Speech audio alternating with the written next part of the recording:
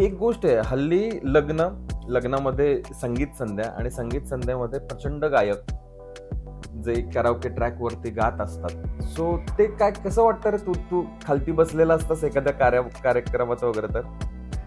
मी बऱ्याचदा हे सगळे जे गायक असतात ना यांचे मला नंतर फोन येतात की तुम्ही त्या दिवशी तिथे होतात, तर मी मेरे ढोलना गायलो पण ते मला नंतरचं सरगम काही आलं नाही, सो त्याच्याकडे दुर्लक्ष करा वगैरे वगैरे.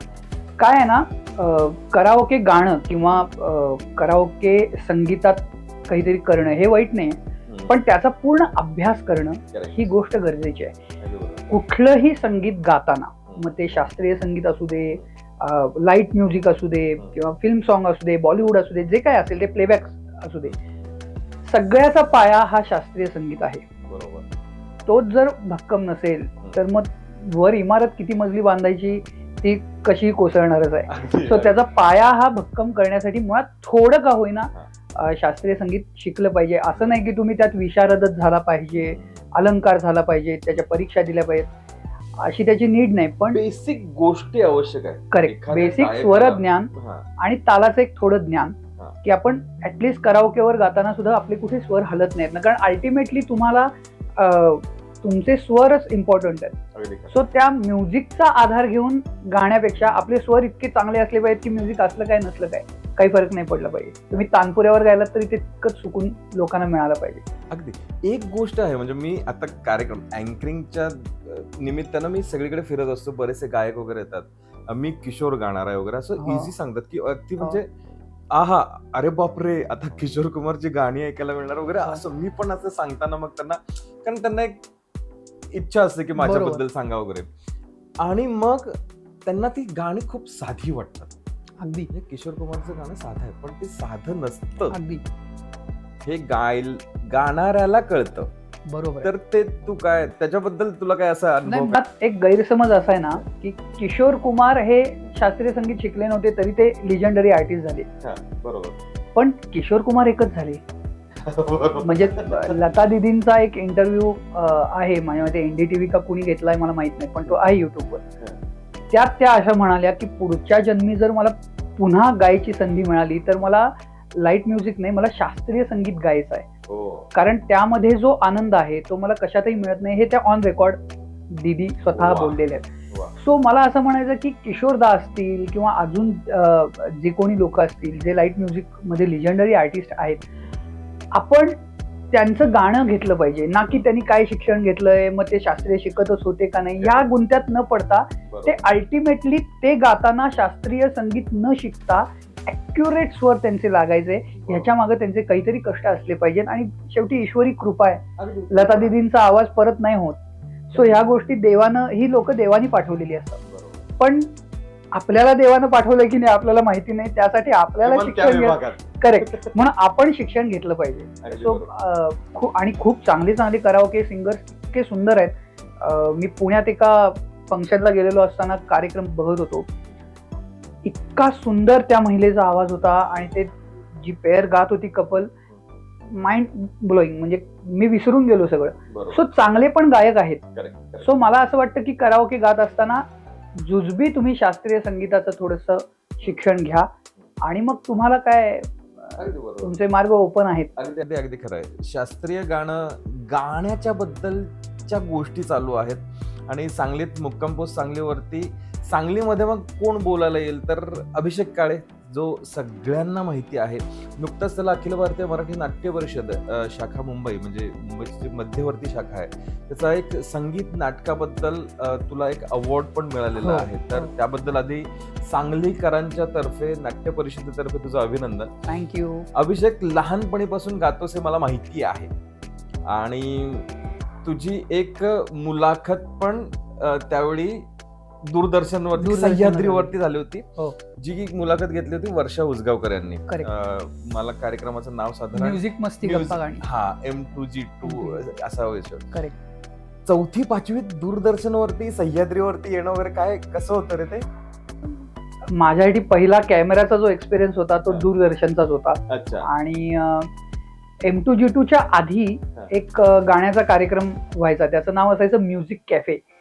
तर त्यामध्ये मला गायला बोलवलं होतं आधी.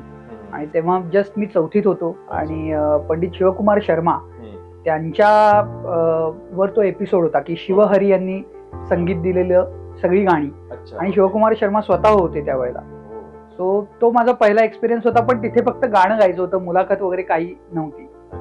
आणि दुसरी ज्या वेळेला वेळ होती त्यावेळेला मी 5वीतून जस्ट 6वीत गेलेलो होतो आणि मुलाखत घेणार होत्या वर्षा उजगावकर.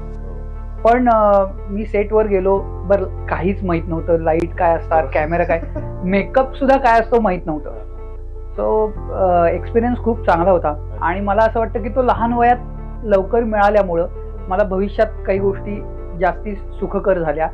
आणि वर्षाताईंनी तिथे सेटवर इतकं मला रिलॅक्स केलं, कारण मी आपण म्हणतो ना भांबावून जाणे, तशी माझी अवस्था झाली होती. एवढे लाईट्स आणि तो AC आणि मग पुढे 3 कॅमेरे, मग आपल्याला ब्लँक झाल्यासारखं होतं. पण त्यांनी इतकं छान, आधी 1 तास इतक्या त्यांनी चांगल्या गप्पा मारल्या की नंतर मग तसं टेन्शन नाही आलं आणि तो खूप चांगला एक्सपिरियन्स होता. ते टेन्शन नव्हतं म्हणूनच आता तो इतका छान रिलॅक्स मस्त बोलू शकतो असं मला वाटतं. खरंय. एक गोष्ट आहे अभिषेक, म्हणजे नाटकासाठी तुला आता हा अवॉर्ड मिळाला.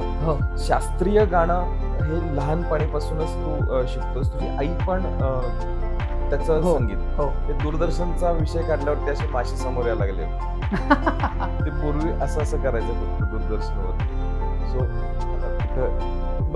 सो विषय असा होता की गाणं बेसिकली तुझ्या घरामध्ये आहे. मग ते त्यावेळी मग कसं डेव्हलप झालं? कारण 4थी-5वीत जर तू दूरदर्शन आणि सह्याद्रीवरती गात होतास, तर मग त्यावेळचा कसा माहोल होता? कोणाकडे शिकलास आणि काय? आपण आवाज फुटणे जी प्रोसेस म्हणतो ती साधारण मुलांची 16 ते 18च्या मध्ये होते. सो तोपर्यंत घरी आई होती शिकवायला, कारण तिचं सगळं गाण्यातलं शिक्षण झालेलं होतं. ती पद्मविभूषण डॉक्टर गंगूबाई हानगलांकडे गाणं शिकलेली होती 25 वर्ष. त्यामुळे मला बाहेर गुरु शोधणे ही प्रोसेस फार नंतर सुरू झाली. त्यामुळं रोजची सकाळ माझी तानपुऱ्यातच व्हायची, कारण मी उठेपर्यंत आईचा रियाज मी ऐकायचो. नंतर तिच्याकडे कुणीतरी शिकायला आलेले असायचे, मग त्यांचा रियाज कानावर पडायचा. सो त्या गोष्टी घडत असायच्या. म्हणजे मुद्दामून आईनं मला आता इथं बस आणि हे ऐक असं केलं नाही. ते जन्माला आल्यापासून घरातच गाणं असल्यामुळं कानावर पडतच असायचं. त्याचा एक कुठेतरी इन्फ्लुएन्स मागे होता. आणि जेव्हा मी गायला लागलो त्याच्यानंतर मग हळूहळू आईनं रोजचा रियाज, मग शास्त्रीय संगीतात आम्ही करतो तो गाण्यासाठीचा म्हणून रियाज. आणि एक गोष्ट तिनं फार चांगली केली की 16व्या-17व्या वर्षी ह्याचा आवाज फुटणार आहे हे लक्षात घेऊन आधीच त्याच्यासाठीचे जे काही प्रयत्न असतात ते तिनं केले होते. त्यामुळे मला नंतर आवाज फुटताना अशी म्हणजे खूप लोकांना खूप त्रास होतो, स्पेशली गायकांचं बोलतोय मी, इतरांना कळतच नाही आपला आवाज फुटलाय. सो मला त्यामध्ये खूप अडचणी आल्या नाहीत, कारण घरी आई होती. आणि मग नंतर मी हुबळीला जाऊन गाणं शिकलो पंडित जयतीर्थ मेवुंडींकडे. ती पुढची 11 वर्ष माझी सांगलीहून मी अपडाऊन करायचो हुबळीला जायचो आणि पुन्हा सांगलीला यायचो.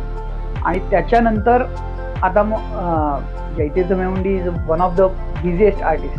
त्यामुळे ते इतके बिझी असतात की मग आता क्लासेस तितक्या प्रमाणात होत नाहीत. मग आता मी पंडित शरद बापट जे आपल्या सांगलीमधलेच आहेत त्यांच्याकडे गायडन्ससाठी आधीमध्ये जातो.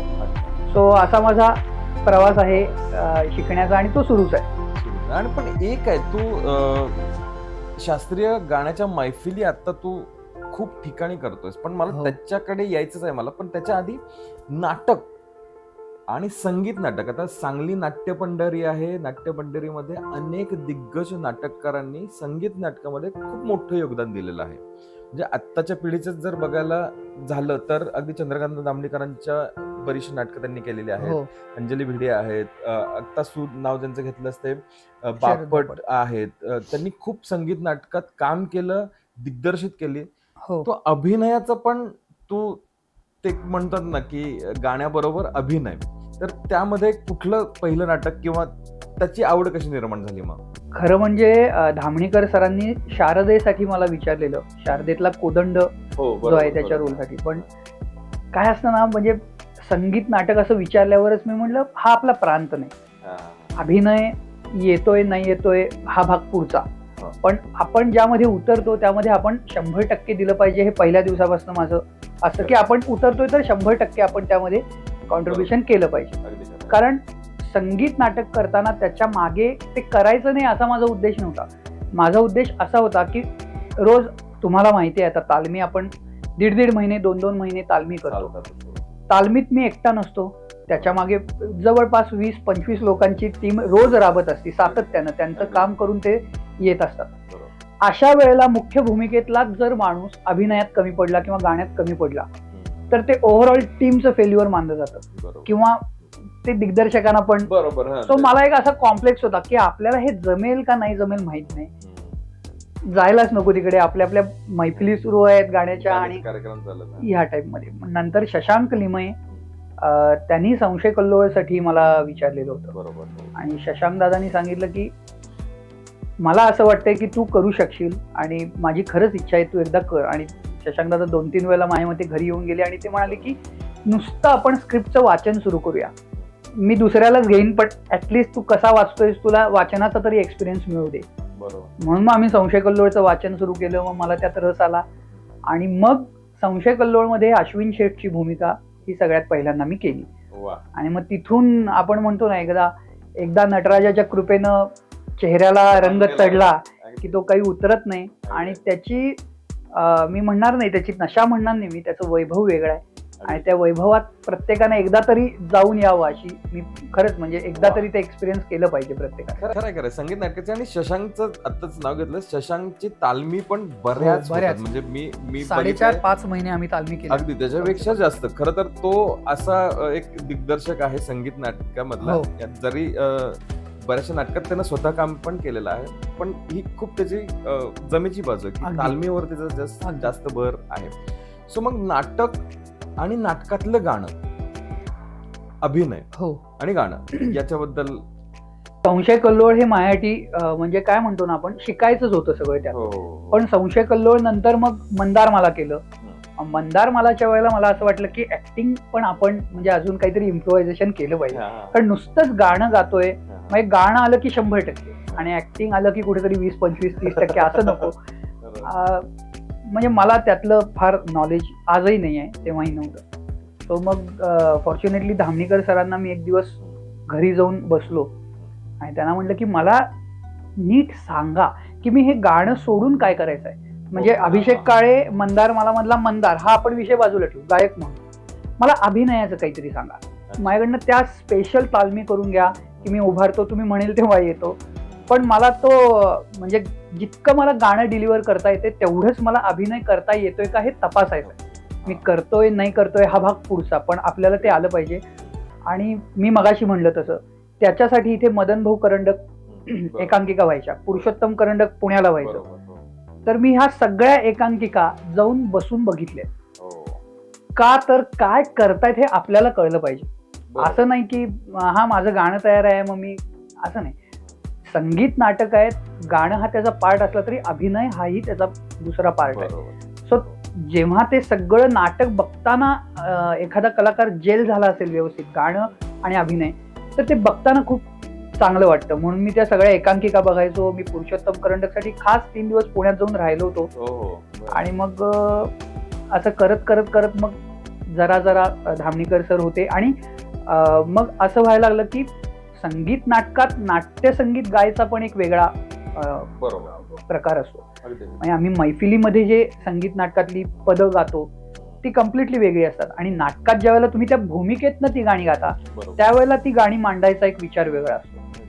सो तो मला पंडित शरद बापट यांच्याकडनं मिळाला की नाटकातलं गाणं कसं असतं आणि मैफिलीतलं गाणं कसं असतं. मी त्याच्यावरतीच येणार होतो. कारण कसं होतं की अभिनय करत म्हणजे एखादी गोष्ट सांगत सांगत त्या गाण्यातून अगदी एकदम व्यक्त व्हायचं होतं असं मी म्हणेन.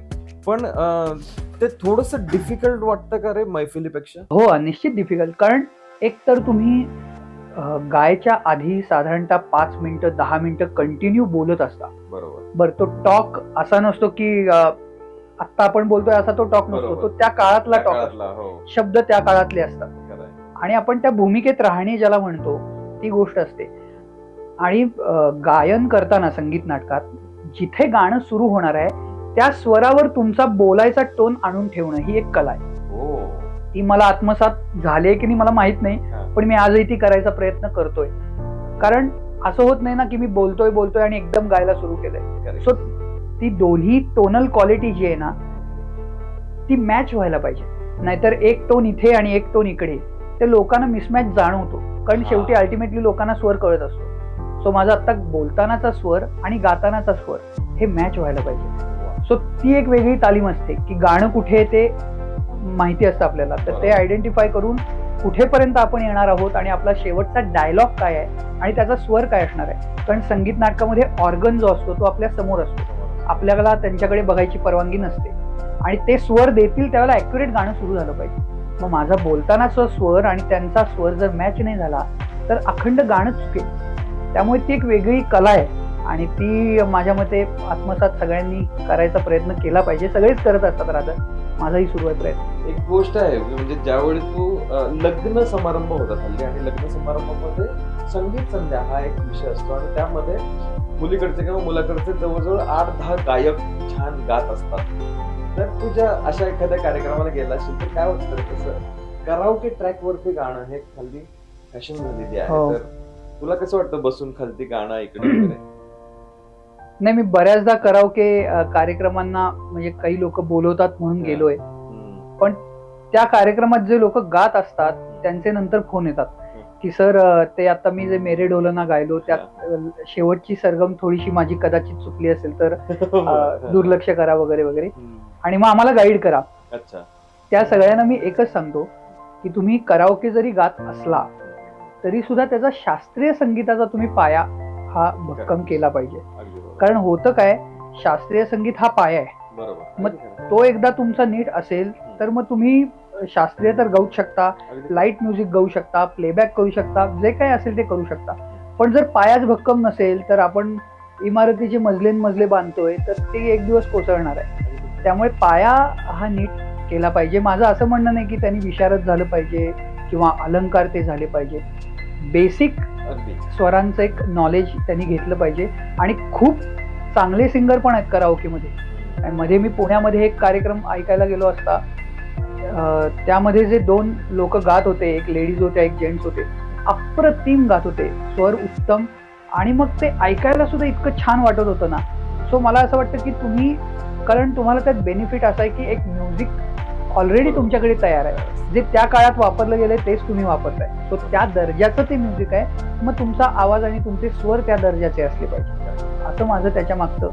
अगदी. आणि एक गोष्ट आता मी सुद्धा अशा कार्यक्रमांना अँकरिंगला जातो, बऱ्याच ठिकाणी असं होतं की एखादा येतो किशोर गाणार आहे वगैरे असं म्हणतो. बरोबर, किशोर कुमारांची गाणी खूप साधी सोपी वाटतात, बरोबर आहे, पण ते तसं नाहीये ना. त्याच्या मागे कष्ट आहे, त्याच्या मागे मेहनत आहे 100%. आणि मग किशोर गातात आणि ते काय गाणं होतं ते सगळ्यांना कळतच त्या सगळ्या गोष्टी. अगदी. पण मग काय सांगशील अशा कलाकारांना किंवा काय विषय आहे? नाही, म्हणजे काय आहे ना, खूपदा असं आम्ही ज्या वेळेला काही कलाकारांची गप्पा मारत असतो, म्हणजे मी काही त्यातला तज्ज्ञ नव्हे किंवा मी इतका मोठा कलाकार पण नव्हे या सगळ्यावर बोलायला, पण एक माझा त्यातला ऍस्पेक्ट त्याच्याकडे बघण्याचा की खूप सारे आर्टिस्ट असं म्हणतात की किशोर कुमार कुठे शिकले होते क्लासिकल, पण ते गायले ना.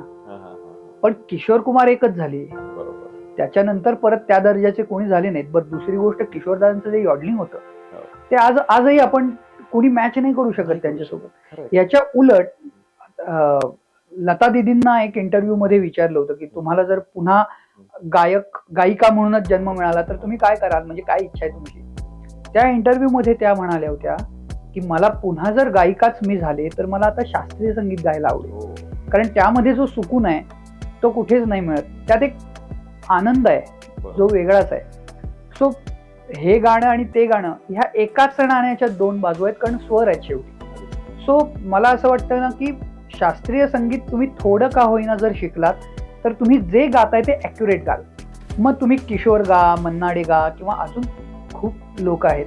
आणि त्या अँगलमधनं तुम्ही बघितलं तर मोहम्मद रफींची सगळी गाणी ही शास्त्रीय संगीताला आधारित होती. मग मधुबन में राधिका असेल किंवा लागा चुनरी में दाग असेल किंवा अजून बरीच आहे. सो मग होतं काय, जो माणूस शास्त्रीय संगीत शिकलेला नाही तो किशोर कुमारांची गाणी गायला जातो का, तर ते शास्त्रीय न शिकलेले होते पण त्यांनी गायलं म्हणून. पण ही सगळी देवानं पाठवलेली लोक आहेत. खरंय खरंय. सो मग हा गेम कुठेतरी चुकतो की त्यांना येतंय पण मला काय केलं, मग मी किशोर कुमारांचं गायलो काय किंवा मग रफींचं गायलो काय, मला काहीच जमत नाही. खरंय. का तर बेस कच्चा आहे. खरंय. सो तो पक्का केला पाहिजे. आणि असं नाही, अप्रतिम गाणारे कराओके अनेक लोक आज आहेत. खरंय खरंय. त्यामुळे मला असं म्हणायचं की जे लोक कराओके गातात आणि ज्यांचे स्वर कच्चे आहेत त्यांनी ते पक्के करणं फार किंवा गरजेचं बेस आहे. माहिती असणं आवश्यक आहे. अगदी शास्त्रीय गाणं गाणी शास्त्रीय गाणं गाणी याच्या संदर्भातल्या गप्पा चालू आहेत आणि नक्कीच सांगलीतला एक असा हरहुन्नरी कलाकार, नवीन पिढीचा एक खूप सुंदर असा गायक अभिषेक काळे आज मुक्काम पोस्ट सांगली विथ विशाल मध्ये आलेला आहे. आणि एक गोष्ट आहे, अभिषेक खूप छान गातोस हे तर नक्की आहेच आहे, पण त्याचबरोबर अखिल भारतीय मराठी नाट्य परिषद मुंबई मध्यवर्ती शाखेचा अभिनयाचा आणि संगीत नाटकासंदर्भातला एक अवॉर्ड तुला आता जस्ट मिळालेला आहे 14 जूनला. सो त्याबद्दल आमच्याकडून, सांगलीकरांच्याकडून तुझं अभिनंदन. आणि एक गोष्ट आहे, शास्त्रीय बेस हा तुझा लहानपणीपासूनच होता असं म्हणायला काही हरकत नाहीये. कारण मला आठवतंय सह्याद्री चॅनल वरती तुझी एक मुलाखत झाली, वर्षा उसगावकर यांनी ती मुलाखत घेतली होती. साधारण मला 4वी-5वीत समथिंग असेल. काय तो अनुभव होता आणि त्यावेळी दूरदर्शन आणि सह्याद्रीवरती जाणं? पहिल्यांदा मग जो मी कॅमेरा फेस केला तो दूरदर्शनचाच केला. आणि नुकता मी 5वीतून 6वीत गेलो होतो आणि वर्षा उसगावकर मुलाखत घेणार होत्या. पण त्याच्या आधी एक म्युझिक कॅफे नावाचा कार्यक्रम दूरदर्शनवर व्हायचा. त्यामध्ये पंडित शिवकुमार शर्मा यांच्यासोबत मला स्टेज शेअर करायला मिळालं होतं. कारण शिवहरी या म्हणजे कंपोजिंग केलेली गाणी असा तो विषय होता त्या दोघांनी. सो पण तेव्हा फक्त गायचं होतं, बोलायचं असं काही नव्हतं. आणि मग ते वर्षा उसगावकर, मग ते 3-3 कॅमेरे, ते एवढी सगळी लाईट्स, आणि मी आपण म्हणतो ना भांबावून जाणं, तसं थोडं भांबावून गेलो होतो. पण वर्षाताईंनी आधी 1 तास गप्पा मारून मला इतकं रिलॅक्स केलं की मला इंटरव्ह्यू मध्ये काही त्रास नाही झाला आणि तो खूप स्मूथ इंटरव्ह्यू झाला. आणि that was my first experience. मी जो इंटरव्ह्यू केला आणि तो सह्याद्रीवर केला. आणि त्यामुळे आता तो प्रो झालेला आहे. त्यामुळे लहानपणीच जर असा प्रो झालेला व्यक्ती जर असेल तर तो नक्कीच कॅमेरा किंवा अशा इंटरव्ह्यूज ना करून टाकूया असं नक्कीच झालेलं असतं. नाही असं नाही. पण एक गोष्ट, गप्पा आपण नेहमीच जशा चहा पिताना मारतो तसेच या गप्पा आहेत. एक गोष्ट आहे की जसं कराओकेच्या संदर्भात मी तुला सांगितलं की हल्ली इतके कराओके वरती गाणारी मंडळी समोर येतात ना की काही वेळा असं होतं की थांबा, प्लीज थांबा, थोडं वेळ द्या आणि मग गा. कारण मी असे बरेचसे गायक बघितलेले आहेत की 10 गाणी पाठ करायची, चोख पाठ करायची आणि गायची. आता त्याच्यासाठी मी छोटीशी एक गंमत सांगतो, म्हणजे तुम्हाला पण ते इंटरेस्टिंग वाटेल. अँकरिंग करत असताना या सुचतात गोष्टी काय काय वेळेला. तर त्यातली एक गोष्ट आहे, कराओके ट्रॅक वरती गाणं म्हटलं जातं वा आणि गाणं वेगळं, आणि गाणं म्हणणं वेगळं. बरेचसे गायक आत्ताचे जे म्हणतो ना लॉकडाऊन मध्ये तयार झालेले ते गाणं म्हणतात, प्रॉपर चोख गाणं म्हणतात आणि येतात. त्यांना वाटतं की गाणं गायलोय आपण. सो एक गोष्ट म्हणजे ह्या गोष्टी चांगल्या वाईट ह्याच्यावरती मी तुला कधीच प्रश्न विचारणार नाही, पण शास्त्रीय गाणं तुझं घरातूनच आलेलं आहे. तुझी आई खूप छान गात होती आणि गाते सुद्धा, आणि ती सुद्धा बरेचसे शिकलेली आहे. काय सांगशील लहानपणापासून मिळालेलं हे शिक्षण? मुळात माझी जी गाण्याची सुरुवात झाली ती घरातूनच झाली. कारण आई घरी असल्यामुळं मला दुसरे गुरु बाहेर शोधायला लागले नाहीत लहान वयात. आणि मग रोजची सकाळ ही तानपुऱ्यांच्या स्वरांमध्ये व्हायची. कारण सकाळी उठेपर्यंत आईचा रियाज सुरू झालेला असायचा. काही लोक त्यांच्याकडे शिकायला यायचे, त्यामुळे मग त्यांचा रियाज माझ्या कानावर पडायचा. आणि आई जो वैयक्तिक रियाज करायची तो तर रोज सातत्यानं कानावर यायचा. आणि एक गोष्ट चांगली होती की आईनं मला कधी फोर्स नाही केला की मी गाते म्हणून मग तू बस आणि मग ते ऐक, असं नाही. तिला जेव्हा वाटलं की ह्याला गाण्याची आवड आहे तेव्हा मग तिनं हळूहळू गाणं शिकवायला सुरू केलं. आणि मग ती प्रोसेस खूप चांगली झाली, कारण माझी आई पंडित म्हणजे पद्मविभूषण डॉक्टर गंगूबाई हनगल यांच्याकडे 25 वर्ष तिनं किराणा घराण्याचं प्रॉपर ट्रेनिंग घेतलेलं होतं. सो मग नक्की काय गाण्यात करायचं आहे आणि काय शिकवायचं आहे हे तिला माहीत असल्यामुळे मग मला ते खूप इझी झालं. आणि मग लहानपणापासूनच ते संस्कार ज्याला आपण म्हणतो गाण्याचे ते प्रॉपर होत गेले असं मी म्हणेन. संस्कार अपेक्षित आहे तर, कारण जसं म्हणलं ना की पहिल्यापासूनचं जे शिक्षण आहे ते खूप महत्वाचं ठरतं अशा वेळी.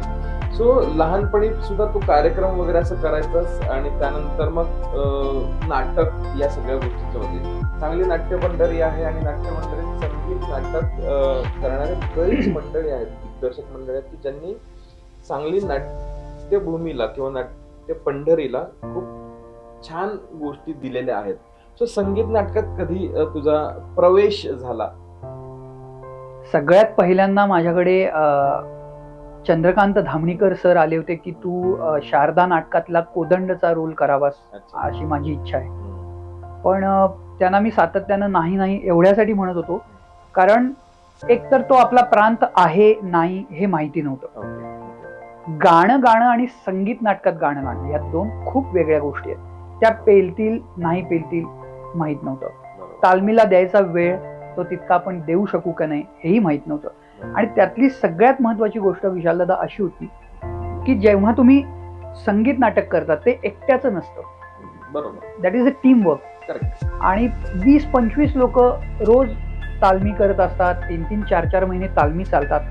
सो मला एक बर्डन होतं की आपण जर कमी पडलो तर ते फक्त आपलं नाही तर संपूर्ण टीमचं फेल्युअर धरलं जातं की हां म्हणजे चांगलं केलं पण अजून जरा बरं होऊ शकलं असतं, असा ठपका कुठेही नव्हतो. करायचं तर बेस्ट करायचं, मग त्याच्यासाठी वेळ घेऊन केलं तरी काही हरकत नाही. म्हणून मग मी सातत्यानं नाही असं माझं सुरू होतं.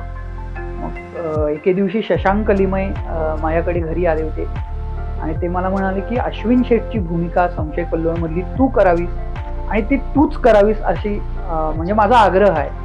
मी म्हणालो त्यांना की मी आत्ताच धामणीकर सरांना शारदेसाठी नाही म्हणून सांगितलं, पण मग असं व्हायला लागलं की आपण सातत्यानं सारखं नाही म्हणण्यापेक्षा एकदा करून बघू. म्हणून मग शशांक दादा यायचे, स्क्रिप्ट नुसतं माझ्याकडून वाचून घ्यायचे, मग त्यातून इंटरेस्ट वाढला की आपल्याला ॲटलिस्ट चांगलं बोलता येतंय, आता उभारून बघू. असं करत मग माझी सुरुवात झाली आणि संशय कल्लोळमध्ये अश्विन शेठ ही माझी पहिली भूमिका आणि त्यातून मग नाटकात सुरुवात झाली. आणि आपण म्हणतो ना एकदा कलाकाराला रंगदेवतेच्या कृपेनं एकदा रंग चढला चेहऱ्याला की तो उतरत नाही, तर त्याची मी नशा आहे असं म्हणणार नाही, ते एक वैभव आहे. आणि त्या वैभवात प्रत्येक वेळेला आपण ज्या वेळेला जातो विंगेतून तो एक्सपिरियन्स आणि तो फीलच खूप वेगळा आहे, जो प्रत्येकानं एकदा एक्सपिरियन्स केला पाहिजे असं माझं मत आहे. अगदी खरं. पण एक गोष्ट मला आता तुला विचारावीशी वाटतं की मैफिलीतलं गाणं आणि नाटक करत असताना म्हणजे एखादं संगीत नाटक करत असताना अभिनय आणि ते गाणं काय डिफिकल्टीज येतात समोर? खूप डिफिकल्ट आहे. एक गोष्ट आहे की आपण संगीत नाटकात गाताना आधी डायलॉग्स म्हणतो, बरोबर. आता मैफिलीमध्ये ज्या वेळेला आम्ही नाटकातली गाणी गातो त्यावेळेला डोक्यात फक्त गाणं असतं, पण नाटकामध्ये तो प्रवेश, कुठला प्रवेश चाललाय ते डोक्यात असलं पाहिजे. ती भूमिका आपण अंगात भिनणे ज्याला म्हणतो, सो ती भिनलेली पाहिजे. सो ह्या सगळ्या गोष्टी चॅलेंजिंग होत्या. ते शिकवायला सुदैवानं पंडित शरद बापट यांनी माझी गाण्याची बाजू करून घेतली सगळी, की संगीत नाटकातलं गाणं वेगळं कसं गातात. आणि मग मला असं जाणवायला लागलं की गाणं आपण गाऊ शकतो कारण गाणं आपला प्राण आहेच, म्हणजे आपण ते पहिल्यापासून शिकतोच आहोत. पण व्हॉट अबाउट द अभिनय, कारण मला त्याचं टेन्शन होतं की आपण अभिनय कसा करणार. आणि जेव्हा संगीत नाटक लोक बघायला येतात त्यावेळेला ते काय फक्त गाणं ऐकायला येत नाहीत, म्हणजे गाणं हा त्यांची चॉईस पहिली असते हे नक्की आहे, पण अभिनय सुद्धा त्याच्यात असला पाहिजे. कुठेतरी 100% गाणं होतंय आणि 20-25% अभिनय चाललाय, असं नको व्हायला. म्हणून मग मी एकदा चंद्रकांत धामणीकर सरांकडे गेलो आणि त्यांना सांगितलं की मला तुम्ही सरळ सांगा की काय गोष्टी अभिनय म्हणून केल्या पाहिजेत. आणि मी पूर्ण कोरीपाटी आहे, सो मी जितका वेळ द्यायला लागेल मी कार्यक्रमातनं वेळ काढेन तो देईन, पण माझ्याकडनं तुम्हाला जितकं जमेल तेवढं मला करून घ्या. आणि मग ते अभिनय गाणं असं बॅलन्स, आणि खूप अवघड आहे संगीत नाटकामध्ये भूमिका करणं. म्हणजे जितकं ते आपल्याला पहिल्या खुर्चीत किंवा शेवटच्या खुर्चीत बसून गंमत वाटत असते ना, म्हणजे मी स्वतः अनेक नाटकं ज्या वेळेला बघायचो, म्हणजे संगीत नाटकं असतील किंवा प्रोजची असतील, माझ्याकडे म्हणजे माझा जो दृष्टिकोन होता ना तो कम्प्लीट चेंज झाला जेव्हा मी संशय कल्लोळ केलं. आणि मी आज सुद्धा ज्या वेळेला एखादं नाटक बघतो, मग ते चांगलं होऊ दे वाईट होऊ दे, तो त्या दिवशीचा भाग असतो, तो त्या दिवशी रंगदेवतेची तुमच्यावर कृपा असणे. पण मी कुठल्याच नाटकाला नावं ठेवत नाही किंवा अरे नाही नीट झालं असं नाही, कारण त्या मागं त्यांनी घेतलेले कष्ट असतात. तो दिवस त्यांचा कधी असतो कधी नसतो. कुठलाच कलाकार हा आज मी वाईट काम करतो म्हणून रंगभूमीवर येत नाही. पण ह्या सगळ्या गोष्टी मग बदलत गेल्या की नाटकाकडे बघायचा दृष्टिकोन बदलला, मग त्यातलं गाणं वेगळं आत्मसात झालं आणि मग नाटकातलं गाणं आणि मैफिलीतलं गाणं ही दोन्ही बाजू मला कळल्यामुळे त्याचा मला आत्ताच्या जीवनात कार्यक्रम करताना खूप उपयोग होतो. वा, आणि खरंच अवघड आहे ना. अवघड आहे. म्हणजे एक तर होतं असं की संगीत नाटक हे लिमिटेड अगदी 1.5 तास 2 तासाचा विषय नसतो, तो अगदी जवळजवळ 2 अडीच 3-3.5 तासाचा असतो. म्हणजे 3 अंकी नाटक असं आपण म्हणतो. त्या प्रत्येक अंकातले ते प्रवेश, त्या भूमिका, अगदी त्यात परत असं नाही की बाबा चुकून असं काहीतरी एखादं वाक्य ऍडिशन घेतलंय, सॉरी हा आता मला असं बोलायचं होतं वगैरे, असं होऊन चालत नाही. ती पल्लेदार वाक्य अगदी पाठ असणं आवश्यक, त्या काळातली वाक्य आणि ते सगळ्या भरजरी गोष्टी असतात रे. म्हणजे अगदीच भरजरी या शब्दाचा अगदीच शब्दशः अर्थ काढला तर तो ड्रेस, ते मुकुट, मेकअप, लाईट वगैरे सगळ्या गोष्टी, आणि परत गाणं, आणि ते सुद्धा चोख पाठ. आणि मुख्य त्यातली गोष्ट अशी आहे की संगीत नाटकात तुम्ही उभं राहून गाता, बसायची मुभा नाही आहे. आम्ही कार्यक्रमात स्टेजवर बसलेलो असतो, बरोबर. तो तुमचा नॅचरल आवाजाचा थ्रो आणि परत जे वाक्य तुमचं आहे. संगीत नाटकात असं होतं की बोलता बोलता गाणं सुरू होतं. सो जिकडे गाणं आहे तिथे तो जो स्वर आहे त्या स्वराला आपलं शेवटच्या वाक्यातला स्वर मॅच करणं ही सगळ्यात मोठी गोष्ट आहे. कारण ऑर्गनवाले खाली बसलेले असतात, त्यांच्याकडे बघण्याची मुभा आपल्याला नाही काम करत असताना. सो बोलतानाचा टोन आणि गाणं सुरू होतानाचा टोन आणि ऑर्गनचा स्वर हे सगळं मॅच झालं पाहिजे. त्यातला एक जरी पॉइंट इकडे इकडे आला तर ते सगळं मिसमॅच होतं.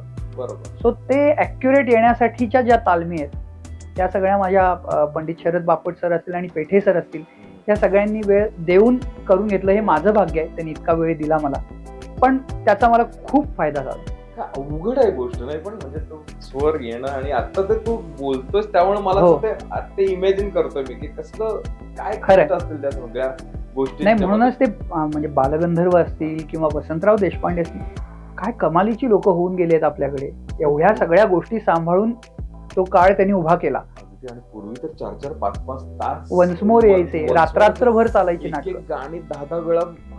म्हणजे आजोबा, माझी आजी या सगळ्या गोष्टी सांगतात की अशा गोष्टी व्हायच्या. अगदी अफाट आहे या सगळ्या गोष्टी, आणि खरंच अवघड गोष्ट आहे नाही राव की ते वाक्य, ती पाठ करणं, त्यात गाण्यात येणं, आणि भयंकर आहे. पण मग या शास्त्रीय तुझा बेस तुझा पक्का होताच, मग शिक्षणाच्या दृष्टीने मग तू काय काय तयारी केलीस या संदर्भात? म्हणजे घरातून तर आईकडून शिक्षण मिळालं होतच आहे. आधी आईकडे शिकलो, आणि साधारणतः वयाच्या 15 ते 18 या पिरियड मध्ये प्रत्येक मुलाचा आवाज फुटतो. बरोबर. ज्या प्रोसेस मधनं सगळ्यांनाच जावं लागतं. बरोबर. ती माझी प्रोसेस सुरू व्हायला लागली आहे असं जेव्हा आईला कळलं, तेव्हा मग ती म्हणाली की आता तुला कुठेतरी अजून दुसऱ्या जेंट्स व्हॉइस कडे शिकलं पाहिजे, कारण तिची गायची पट्टी आणि माझी पट्टी ही मॅच होत नव्हती. सो मग पंडित जयतीर्थ मेवुंडींकडे मी हुबळीला 11 वर्ष जाऊन गाणं शिकलो. सांगलीहून मी हुबळीला जायचो आणि परत इकडे यायचो. आणि आत्ताचं माझं ट्रेनिंग हे पंडित शरद बापट यांच्याकडे सुरू आहे, आणि ते खूपच चांगलं सुरू आहे, कारण क्लासिकल आणि नाटकातलं हे, त्यामुळे दोन्ही अँगलनं माझं ते पुढचं शिक्षण मी आता त्यांच्याकडे घेतो. मैफिलींच्या बाबतीत तू आता तर बऱ्याच महाराष्ट्र नाही, भारत, इंदोर, म्हणजे भारतातली सगळी शहर आपण म्हणू शकतो, भारताच्या बाहेर सुद्धा तू जातोस. काय असतो रे अनुभव बाहेर गाणं, म्हणजे भारताच्या बाहेर गाणं हा काय असं? कारण आपण म्हणतो की भारतातल्या लोकांना शास्त्रीय आणि या सगळ्या गोष्टी माहिती असतात अगदी, किंवा त्यांना काहीतरी ज्ञान असेल, पण ज्यावेळी तू बाहेर देशामध्ये जातोस तिथला रसिक वर्ग कसा असतो? भारताच्या बाहेर जेव्हा आपण कार्यक्रमांसाठी आम्ही जातो त्यावेळेला दोन गोष्टी फार चांगल्या असतात. एक तर हा भारतातून आलाय त्यामुळे ते जे प्रेम असतं ना ते काहीच्या काही वेगळं असतं. म्हणजे ते कलाकार म्हणून तर असतंच, पण हा माझ्या देशातला आहे, आम्ही दोघं एका देशातनं येणारे आहोत. म्हणजे आपलं होत नाही का, आपण कुठेतरी बाहेर गावी कार्यक्रमाला गेल्यावर सांगलीच आहे, मग त्याला ओळख दुसरी लागत नाही, काय करतोय काय, हा सांगलीचा आहे ही एक बेसिक ओळख झाली. तसं हा भारतातून आला ही एक छान त्यांच्यासाठी गोष्ट असते. आणि त्या लोकांना तितक्या प्रमाणामध्ये मैफिली ऐकायला मिळत नसतात. मग ही गोष्ट पूर्वीची आहे, आता तर सातत्यानं सगळ्या मैफिली तिकडे पण होतात. त्यामुळे त्यांचं ते म्युझिक ऐकण्यामागचं एक वेगळं काय म्हणतो आपण दृष्टिकोन असतो की जास्ती करून ते लोक मग युट्यूबवर ऐकत असतात. मग तो कलाकार प्रत्यक्ष समोर आल्यावर खूप छान ऐकलं जातं. आणि अमेरिकेत वगैरे होम कॉन्सर्ट्सची संकल्पना अजूनही चांगली आहे. अजूनही तिकडे घरांमधून मैफिली ही खूप चांगली कन्सेप्ट आहे. आणि त्यामध्ये जो विशालदादा रसिकांशी कनेक्ट होतो तो माझ्या मते थिएटरमध्ये तितकासा होत नाही. कारण पहिला रसिक इतक्या फुटावर आपल्यापासून अंतरावर बसलेला असतो आणि शास्त्रीय संगीतातली जर मुख्य कुठली गोष्ट असेल तर तो कनेक्ट आहे. आणि त्याच्यासाठी रसिक जितके जास्ती जवळ आहेत तितकं ते चांगलं. त्यामुळे भारतात असू दे किंवा अमेरिकेत असू दे, होम कॉन्सर्ट्सला जितकी मजा येते तेवढी थिएटरमधल्या कॉन्सर्टला मजा येईल. आणि तिकडचे लोक आज शिकणारी सुद्धा खूप मुलं आहेत त्या भागामध्ये. सो त्यांच्याकडचे जे मूळ भारतीय नाहीत असे पण खूपसे लोक क्युरिओसिटी म्हणून कार्यक्रमाला आलेले असतात. सो एक छान एक्सपिरियन्स असतो, आपलेपणा त्या लोकांचा मिळतो. आणि खास करून बाहेरच्या देशांमध्ये शास्त्रीय संगीताकडे ज्या पद्धतीनं बघितलं जातं, एक तो अभ्यासाचा भाग म्हणूनही बघतात, कॉन्सन्ट्रेशन लेवल वाढवण्यासाठीचा एक एक्सरसाइज माइंडचा म्हणून बघितलं जातं. स्टडी त्यांचे त्या बाबतीतले वेगळे आहेत. आणि मेडिटेशन हा त्यातला एक त्यांचा मुख्य भाव आहे की क्लासिकल सिंगिंग हे मेडिटेशनचा एक गुड पाथ आहे. सो मला असं वाटतं की त्या सगळ्याच अँगलमधनं ते पण लोक अट्रॅक्ट झालेले असतात क्लासिकल म्युझिककडं. आणि आपले तर लोक खूप आपुलकीनं ऐकतात, त्यामुळे एक्सपिरियन्स खूप छान असतो. मला असं वाटतं कट्यार नंतर अभिषेक तरुणांच्या मध्ये हा एक खूप छान शास्त्रीय गाण्याकडे वळले बरेचसे तरुण. अगदी. मग ज्यामध्ये मोठा हात आहे निर्माते सुनील फडतरे यांचा की ज्यांनी निर्मिती केली, सुबोध दादा आहे. त्याचबरोबर शास्त्रीय गाण्याच्या मध्ये राहुल देशपांडे आणि महेश काळे ही दोन नावं, त्याच्या आधी बरेचसे दिग्गज नक्कीच आहेत, मी असं म्हणत नाही, पण तरुणांच्या मध्ये जास्त क्रेज आत्ताच्या गोष्टींच्या मध्ये बोलायचं झालं तर क्रेज निर्माण झाली आणि तरुण वर्ग या सगळ्या गोष्टींच्याकडे वेगळ्या पद्धतीने बघायला लागला. काय सांगशील तरुणांच्या मध्ये, कारण आता तू बऱ्याचशा ठिकाणी फिरतोस, किती प्रमाणात तरुण असतात तरी समोर? नाही, मी अगदी 100% तुमच्या या मताशी सहमत आहे. कारण कट्यार काळजात घुसलीच्या आधी येणारा क्राऊड, इव्हन संगीत नाटकांना तरुण पिढी वाढली ती ह्या म्हणजे ह्या पिक्चरमुळेच वाढली ना. सो त्याचं क्रेडिट तुम्हा सगळ्यांना लोकांना जातच आहे. आणि दुसरी त्यातली महत्वाची गोष्ट अशी आहे की त्याच एरामध्ये राहुल दादा आणि महेश दादा हे असल्यामुळं त्यांना परफेक्टली माहिती आहे की तरुण पिढीला काय हवंय. आणि आपण असं खूपदा म्हणतो की तरुण याच्याकडे येत नाही, तरुणांना हे आवडत नाही. मला असं वाटतं की त्यांना हे आवडत नाही असं नाहीये, त्यांना ज्या पद्धतीनं ते मांडायचं आहे किंवा त्यांना त्याची व्हॅल्यू कशातून कळेल ह्या गोष्टी माझ्या मते महेश काळे आणि राहुल दादा हे करतायत. त्यामुळे ते जास्तीत चांगल्या पद्धतीनं तरुण पिढी त्यांच्याशी कनेक्ट होते. आणि त्याचा फायदा असा आहे की शास्त्रीय संगीताकडे तरुण वर्ग पुन्हा एकदा वळतोय. आणि खास करून काही अशी गाणी आहेत संगीत नाटकातली की माझेच काही मित्र आहेत की ज्यांना सुरत पिया असेल किंवा घेई छंद मकरंद असेल, ते म्हणायचे आमच्या काळात आम्ही फार जुनं कधीतरी बाबा वगैरे FM वर म्हणजे त्यावेळेला रेडिओ असायचे ऐकायचे, त्यावेळेला कानावर पडलं होतं, पण ते कट्यारमध्ये आल्यावर आम्हाला जास्ती चांगलं कळलं. आणि मग आता ते तिथून ती आवड निर्माण झाली आहे. म्हणून मग ते पिक्चर मधलं परत कुठेतरी कट्यारचा प्रयोग लागला की मग ते मुद्दामून नाटक बघायला येतात. सो ही फार मोठी गोष्ट आहे. आणि महेश काळेंच्या सारखे लोक तर आज अखंड जगभर त्यांचे स्टुडंट्स आहेत आणि फार मोठं काम आहे माझ्या मते. त्यामुळं ह्या सगळ्यांचं कॉन्ट्रीब्युशन खूप आत्ताच्या काळामध्ये मोलाचं आहे. आणि त्याच्यामुळं भविष्यात अजून एक पुढच्या 10-15 वर्षामध्ये पुन्हा एकदा तरुण पिढी, आत्ता तर खूप प्रमाणात आहेच, अजून चांगले दिवस ह्या सगळ्यांना येतील तरुण पिढीमुळं. पुन्हा एकदा शास्त्रीय संगीत सगळे तरुण लोक ऐकतील हे निश्चित घडेल.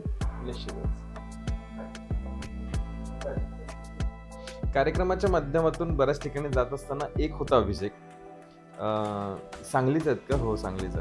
ते महेश काळेंचे भाऊ आहेत बघा, अभिषेक काळे.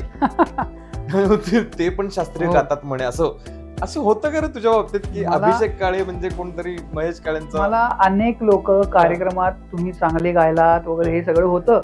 हा बऱ्याच ठिकाणी प्रश्न विचारतात, ते महेश काळे तुमचे कोण, तुमचं काय ब्लड रिलेशन आहे का वगैरे बऱ्याच ठिकाणी विचारतात. तर महेश काळे माझ्यामध्ये आपल्याकडे ना महाराष्ट्रात आपण म्हणतो की आडनाव सेम असलं की आडनाव बंधू, तर आडनाव बंधू आहोत असं आपण म्हणू.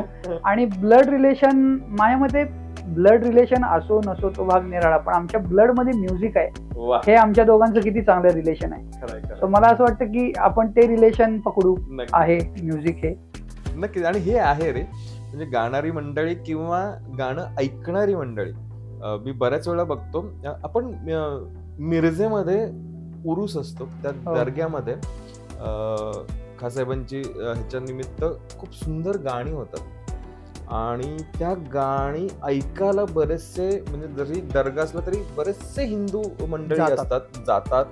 गाणं तूही ऐकलं असशील आणि तो माहोल असतो रे. आणि ते जसं आता तू म्हणलास नाही की त्याला काही रिलेशन लागत नाही, ब्लड रिलेशन आणि या सगळ्या गोष्टी, बरोबर, एक नातं निर्माण होतं गाण्याच्या धाग्याने. अगदी खरं. आणि तिची मैफिल तिथं होते साजरी. आणि नक्कीच तुम्ही जर अशी मिरजेची दर्ग्यातली जर ती मैफिल ऐकली नसेल तर नक्की जा आणि हे अनुभव घ्यायला विसरू नका. आणि एक गोष्ट आहे, तरुण पिढी पण खूप आता यायला लागली या फील्ड मध्ये, असं मला वाटतं. तुझं काय म्हणणं आहे की तरुणांनी काय? निश्चित तरुण पिढी येते पुन्हा एकदा शास्त्रीय संगीत शिकण्यासाठी. खूप सगळे क्युरियोसिटी एक आहे तरुणांच्यात, आणि ह्या सगळ्या गोष्टी त्याला कारणीभूत आहेत, कारण इतके चांगले गायक पण आहेत. कसं आहे ना, त्या काळात तो एक गायक रिलेटेबल वाटायला लागतो त्या पिढीला सुद्धा. आणि सुदैवानं ही सगळी लोक तर आहेतच, आणि जुन्या लोकांनी करून ठेवलेलं इतकं काम आहे आपल्याकडे. तर मला असं वाटतं की काही चित्रपट असतील आणि आत्ताच्या काही गोष्टी असतील, ह्याच्यामुळे पुन्हा एकदा तरुण वर्ग ह्या सगळ्या गोष्टीकडे आलाय. माझं असं मत आहे की तो भरकटलेला कधीच नव्हता किंवा डिटॅच कधीच झाला नव्हता. थोडंसं प्रमाण कमी झालं होतं, कारण काळ सुद्धा बदलत असतो आणि आता त्याच गोष्टींचा परत लोकांना कंटाळा आलाय. सो परत आपलं जे मूळ आहे तिथपर्यंत ते परत येऊन पोहोचलेत असं मला वाटतंय. आता याच्यावरतीच एक तुला काळ बदलतोय किंवा या संदर्भात तू बोललास तसं, पूर्वी मैफिली ज्या व्हायच्या 3-3, 4-4 तासाच्या व्हायच्या, हल्ली असं होतं रे की, कारण रील्सच्या माध्यमातून आपण बघतो की पटकन आवरा रे असं काहीतरी अगदी झालं. असं शास्त्रीय गाण्यामध्ये अशा मैफिलीमध्ये तुला असं कधी अनुभव आलाय की रे की आता हे थोडस आता कमी करा? आणि 100% काय आहे ना, काळाला एक आपण म्हणतो की स्पीड आलाय. बरोबर. तर आता मॅचेस जर 50 ओव्हरच्या ऐवजी 20-20 वर आलाय, तर ते 20-20 यात पण आलेलं आहे. अगदी बरोबर. आणि पूर्वीचे जे गायक होते, पंडित भीमसेन जोशी असतील किंवा समकालीन, त्यावेळेची श्रोत्यांची मानसिकता आणि त्यांच्या मागं असलेल्या व्याप, ह्या पण गोष्टी महत्वाच्या आहेत. म्हणजे ते लोक रिकाम टेकडे होते असं मला म्हणायचं नाही, पण त्यावेळेचं त्यांचं आयुष्य सुद्धा तितकं दगदगीचं नव्हतं. आणि 3 तास मैफिल ऐकणे आणि त्या प्रकारची ती सगळी तो ऑरा होता. आता तसं राहिलं नाहीये. आता मुळामध्ये शास्त्रीय संगीत पूर्ण 1 तासाच्या सुद्धा मैफिली, म्हणजे एक राग 1 तास गाणं असं सुद्धा प्रमाण कमी आलंय. ते आता अर्ध्या तासावर आलंय. आणि आत्ताचा तर जमाना रील्स आहे. म्हणजे असं आमचं बऱ्याचदा होतं की मी 30 मिनिटाचा छान कुठला तरी राग गायलोय, पण त्याची रील जी व्हायरल होती ती असती बरोबर 1-1.25 मिनिटाची किंवा 1 मिनिटाची. सो मला असं वाटतं की जरी त्याला स्पीड आला असला तरी सुद्धा तुमच्या माइंडच्या पीससाठी आणि तुम्हाला जर ते सखोल त्यातला अभ्यास करायचा असेल तर तुम्ही पूर्ण 30 मिनिटाचा, 40 मिनिटाचा, 1 तासाचा राग ऐकणं हे आजही गरजेचं आहे. फक्त त्याची मांडणी वेगळ्या पद्धतीनं होतीये आणि ती झाली पण पाहिजे. तो एक काळाचा भाग आहे. त्यामुळे ह्या दोन्ही गोष्टी एकमेकाला पूरक आहेत. बरोबर. मांडणी बदलली पाहिजे. याच्या मध्ये मला असं वाटतं की हल्ली ऐकणाऱ्यांना फ्युजन सॉंग्स हा एक वेगळा ट्रेंड निर्माण झाला असं मला वाटतं. हो. म्हणजे शास्त्रीय गायकच समोर बसलाय पण मागे तबल्याच्या ऐवजी बँड आहे, हम्म, ड्रम सेट आहे, बरोबर गिटार आहे. बरोबर. सो याचा कधी ट्राय केलायस किंवा हे आवडतं माध्यम? हा म्हणजे आवडतं म्हणजे तसं त्यात काही गैर आहे असं मला वाटत नाही, फक्त त्याची मांडणी चुकता कामा नये. म्हणजे प्रयोग हा कधी चांगला असतो कधी फसतो, म्हणून तर आपण त्याला प्रयोग म्हणतो. आता तो फसेल चांगला होईल हे त्या त्या कलाकाराच्या त्या सगळ्या गोष्टीवर अवलंबून आहे. पण मला असं वाटतं की प्रयोग करत राहिले पाहिजेत. म्हणजे आपण आता फ्युजन म्हणतो, पण जाकीर भाईंनी किती आधी फ्युजन ही गोष्ट केली आहे. बरोबर. पण त्यांनी ती प्रयोग तो करताना त्याचा मूळ स्ट्रक्चरला कुठेही हात नाही लावला. त्यांनी तो तसाच ठेवून त्याच्यामध्ये काही गोष्टी ऍड केल्या. सो मला असं वाटतं की तसं प्रयोग करायला काही हरकत नाही आणि ते झाले पण पाहिजे, कारण तो काळाचाच एक बदलणारा त्याचं स्वरूप आहे असं आपण त्याला म्हणू शकतो. फक्त शास्त्रीय संगीताचं मूळ कुठेतरी आहे, त्याला धक्का लावायचा आणि मग काहीतरी त्यातून रिक्रिएशन करायचं असं न होता ती गोष्ट तशीच ठेवून त्याला नवीन गोष्टींनी जास्ती कसं सजवता येईल, जेणेकरून नवीन पण ती गोष्ट चांगली दिसेल आणि जुनं तर ते इतकं रिच आहे की ते भव्य आणि चांगलं दिसतं. भरजरी हा एक शब्द वापरतो, वैभव. आणि खरं आहे ते वैभव असंच मिळालेलं नाहीये, त्यातून बऱ्याचशा गोष्टी, बरेचसे कष्ट, बऱ्याच गोष्टी. मला एक अजून जाणून घ्यायचं आहे की राग एक ठराविक लिमिटेड आपण म्हणू, नवीन काही गोष्टी याच्यामध्ये ऍड ऑन व्हायला लागल्यात का? आहेत काही लोक, काही बुजुर्ग लोक अजून आहेत जे नवीन राग करतायत, पण जुनेच इतके राग आहेत की जे अजून आत्मसात करायला इतकी वर्ष जात आहेत. तर नवीन रागांची पण निर्मिती होतीये, नाही अशातला काही भाग नाही. आणि ते पण आत्मसात करायचा लोक प्रयत्न करतायत. पण मला असं वाटतं की इतकं करायसारखं आहे की ते नवीन राग येऊन ते करेपर्यंत पूर्ण आहेत हेच 10 राग. म्हणजे भीमसेनजी म्हणायचे की 10च राग करायला अखंड मला आयुष्य गेलं, असं ते म्हणायचे. तर आम्ही तर काय म्हणजे आमची तुलना तर होऊच शकत नाही, आमचं कशातच काही नाही अजून. पण त्याच्याकडे आम्ही या लोकांना आयडॉल म्हणून बघतो, पंडित भीमसेन जोशी असतील किंवा.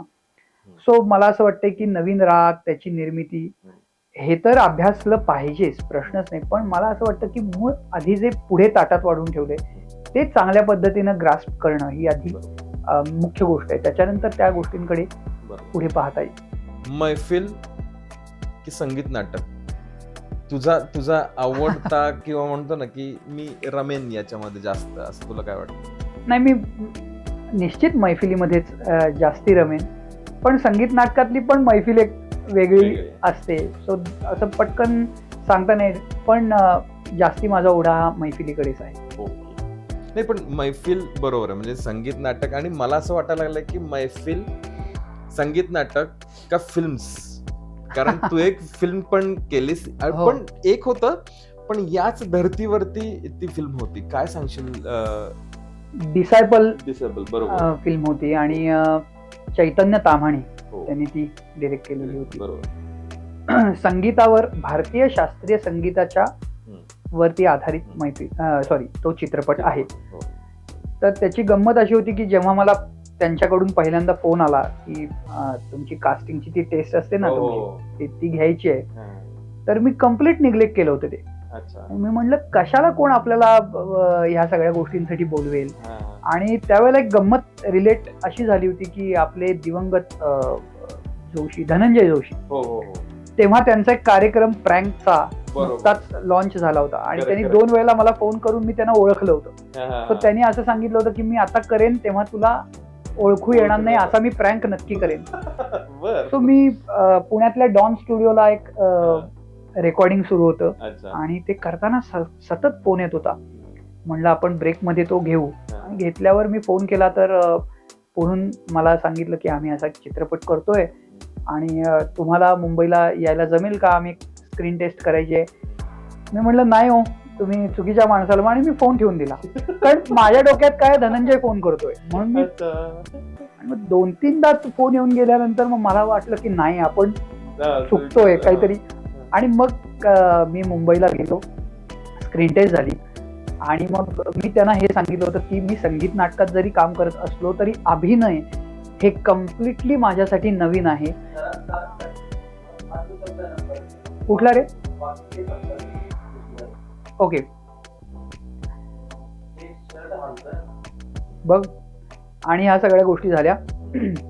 मग मी नंतर स्क्रीन टेस्टसाठी गेलो, पण मी त्यांना हेच सांगितलं होतं की अभिनय ही गोष्ट माझ्यासाठी कम्प्लिटली नवीन आहे.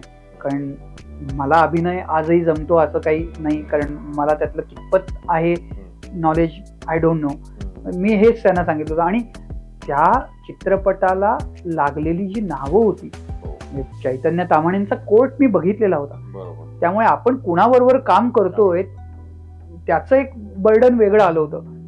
आणि अल्फॉन्सो कुरॉन जे हॉलिवूडमधले इतके मोठं नाव आहे, ते सुद्धा त्यात होते, म्हणजे ते सुद्धा ती फिल्म डिरेक्शनचा भाग बघत होते. सो मला असं झालं की आपण ह्यात काय करू शकतो.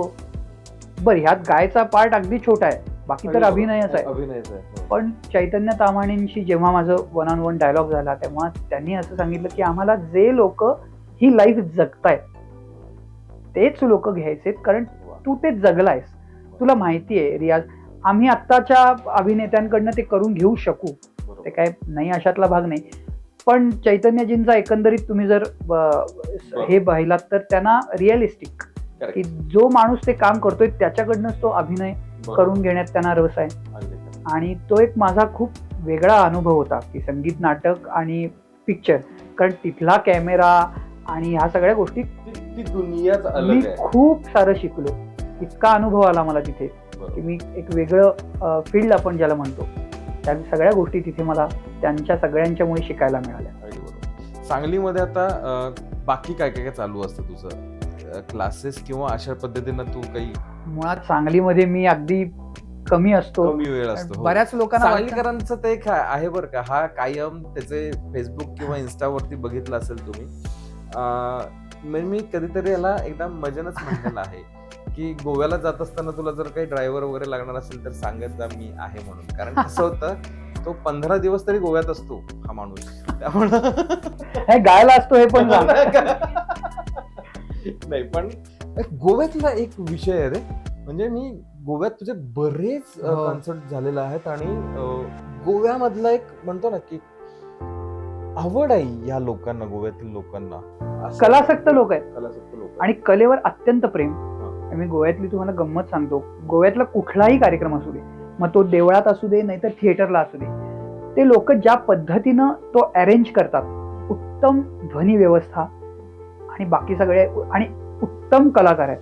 हार्मोनियम वाजवणारे असतील, म्हणजे संवादिनी ज्याला आपण म्हणतो मराठीत, तबला, पखवाज, काहीच कमी नाही. गोवा ही कलेची भूमी आहे आणि खूप चांगले कलाकार तिथे आहेत. आणि परत मी सांगतो की त्या लोकांचा कलेकडे बघायचा दृष्टिकोन हा खूप वेगळा आहे. म्हणजे मंदिरातलाच कार्यक्रम आहे मग तो छोटा करू की वगैरे असं नाही. त्याला लागणाऱ्या ज्या काही गोष्टी असतील त्या सगळ्या पूरक गोष्टी पुरवणं हे ते प्रायोरिटीवर ठेवतात. त्याच्यामुळे अल्टिमेटली तिथली कला अजून जास्ती जिवंत आहे आणि तिथले प्रत्येक कार्यक्रम जास्ती चांगल्या पद्धतीने घडतात.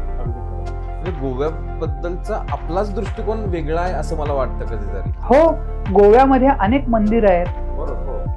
बीच हा भाग फक्त आपण म्हणतो ना रील्स मध्ये येतो किंवा फोटोज मध्ये येतो म्हणून तो दिसतो.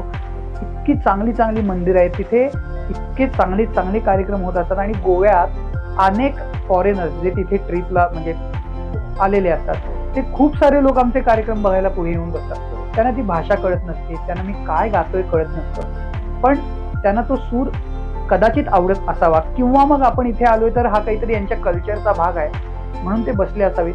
पण मायावती ही चांगली गोष्ट आहे ना, त्यातून प्रसार जो काही होतोय ही पण एक चांगली गोष्ट आहे. संस्कृतीची एक वेगळी ओळख ते करून घेत असतात मला असं वाटतं. कारण गोव्याला जाणं हा आपल्या दृष्टीनं एक वेगळा म्हणतो ना की एक असा तो असतो की याच गोष्टींसाठी गोव्याला जायचं. बरोबर आहे. मला असं वाटतं की तिथली संस्कृती एक्सप्लोर करणं हा एक वेगळा दृष्टिकोन. पूर्ण पट्टा जो आहे ना, सी बेल्ट ज्याला आपण म्हणतो, मग गोवा असेल, मग खाली इकडे रत्नागिरी पर्यंत आलाय तो. तिथे पण आज रत्नागिरीमध्ये किंवा कोकणात शिमगोत्सव असेल किंवा आपण ते नाटिका म्हणतो, ज्या इतके चांगले चांगले प्रकार आहेत. तुम्ही केरळामध्ये गेला तर तिकडचे कार्यक्रमांची पद्धत वेगळी आहे, तिकडच्या मंदिरातले कार्यक्रम वेगळे आहेत. सो मला असं वाटतं की आपला भारत इतका संपन्न आहे कलेच्या बाबतीत. आपण उगाचच म्हणजे असं म्हणतो ना की अरे त्या देशात बघ एवढं चाललंय, आपल्याकडे खूप गोष्टी आहेत. आपल्या भारतामधलं शास्त्रीय संगीत, भारतातलं संगीत हे आज बाहेरची लोक ऍब्झॉर्ब करतायत. तर मला असं वाटतं ना की आपली लोक काही काही वेळेला काय होतं ना, आपल्याकडे जे असतं त्याच्याकडे आपलं दुर्लक्ष होतं, कारण ते आपल्याकडेच असतं. सो असं होता कामा नये. मी तर गमतीनं परवा एकानं म्हणालो की अजून 6-7 वर्षांनी असं होऊ नये की कुठला तरी ब्रिटिश माणूस क्लासिकल शिकवतोय, कारण ते लोक तितकं ऐकतायत आणि त्या लोकांना पण त्याची किंमत कळली आहे. एक्झॅक्टली.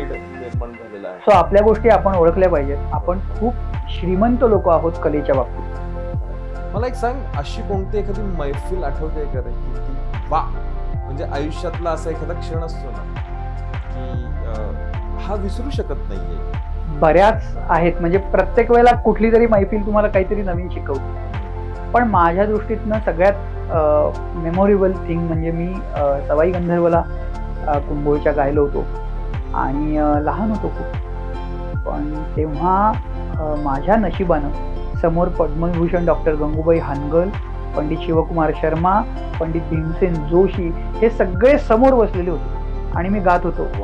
आणि मला जे काही टेन्शन आलं होतं गाताना, आणि मी पहिल्या रांगेत बघतच नव्हतो, मी आपला असा वर कुठेतरी बघून गात होतो.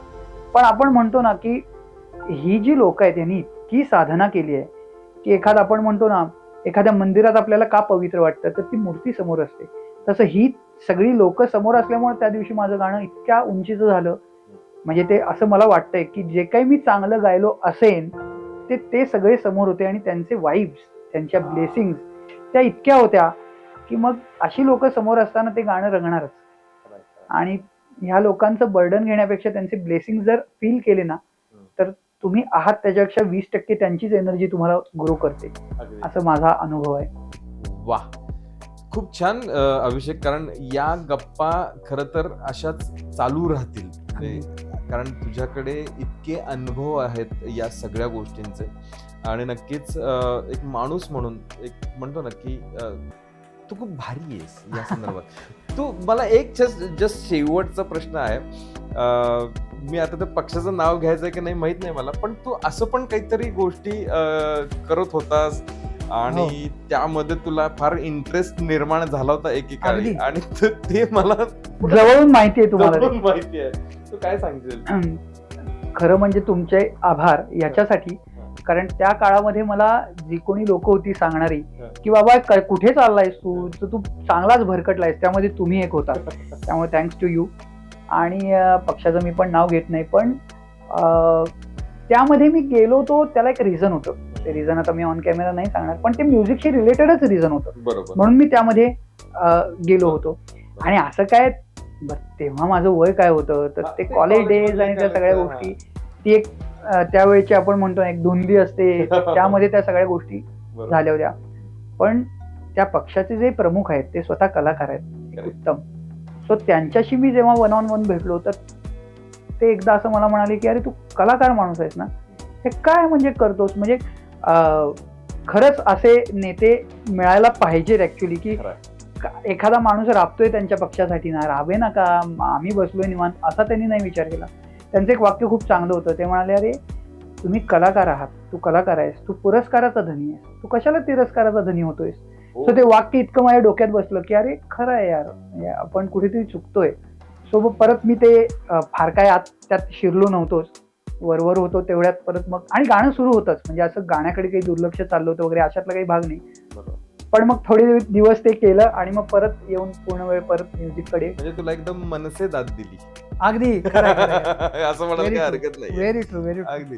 सो एक गोष्ट आहे अभिषेक, माझ्या या पॉडकास्ट मध्ये एक गोष्ट असते की जसं आपण मुक्काम पोस्ट सांगली, एखादे पत्र लिहित असताना शिक्का असतो मुक्काम पोस्ट सांगली, आणि आपण त्या गावाला किंवा तिथपर्यंत पत्र पोहोचवत असतो, ज्यामध्ये आपल्या प्रेमाच्या काही गोष्टी असतात, सुखदुःखाच्या गोष्टी असतात. सो असंच एक पत्र असंच तुला लिहायचं आहे सांगलीकर किंवा एकंदरीतच रसिकांसाठी, जे शास्त्रीय गाण्याचे फॅन असतील, ज्यांना या फॉर्म बद्दल माहिती असेल किंवा माहिती करून घेण्याची इच्छा असेल. सो काय सांगशील या सगळ्या रसिकांना? सांगलीतल्या रसिकांना मी इतकंच सांगेन की सांगली ही नाट्य पंढरी आहे. अनेक उत्तम दर्जेदार कलाकार हे या सांगलीच्या मातीत जन्मलेत. त्यामुळं आजही सांगलीत खूप चांगले चांगले आर्टिस्ट आहेत, जे कोणी नव्यानं शास्त्रीय संगीत शिकतायत किंवा कुठलीही कला शिकतायत. बाहेर बघण्यापेक्षा तुमच्या आजूबाजूला बघा, इतके लोक तुम्हाला या क्षेत्रातले मिळतील. गरज नाही की त्यांचं नाव झालेलं पाहिजे. आपल्याकडे शिकवणारे लोक आणि बाकी, आणि या मातीत, या DNA मध्येच एक कलेचा एक उत्तम गुण आहे. सो ह्या पॉडकास्टच्या माध्यमातून माझी हीच विनंती आहे की तुमच्यात जर कुठला छंद असेल तर तो जोपासा. बाकीचं नोकरी, शिक्षण, ह्या तर सगळ्या गोष्टी सुरूच असतात, पण एक छंद तुम्हाला वेगळा ॲस्पेक्ट देतो, जगायचा एक नवीन विचार देतो आणि सगळ्या टेन्शन्समधनं तुम्हाला तो रिलीज करतो. सो छान जगा, छान उत्तम ऐका, तुम्हाला जे पाहिजे ते करा आणि आपल्याकडे जे आहे ते कधीही न विसरता इतरांचं अनुकरण करण्यापेक्षा आधी स्वतःकडे जे आहे ती श्रीमंती आधी अनुभवा आणि मग आपण बाहेरचं तर आत्मसात करायसाठी आपल्याकडे अखंड आयुष्य आहे. थँक्यू व्हेरी मच अभिषेक, खूप छान गप्पा. थँक्यू सो मच, तुम्ही इतकं प्रेमानं बोलवलं पॉडकास्टमध्ये गप्पा मारण्यासाठी. मजा आली. अगदी म्हणजे बऱ्याच गोष्टी असतात ना अशा माध्यमातून कुठेतरी एखादा निघून जातो ना, तर तसे बरेचसे अनुभव तुझ्याकडून नक्कीच मिळालेले आहेत. Thank you very much. Yes, thank you.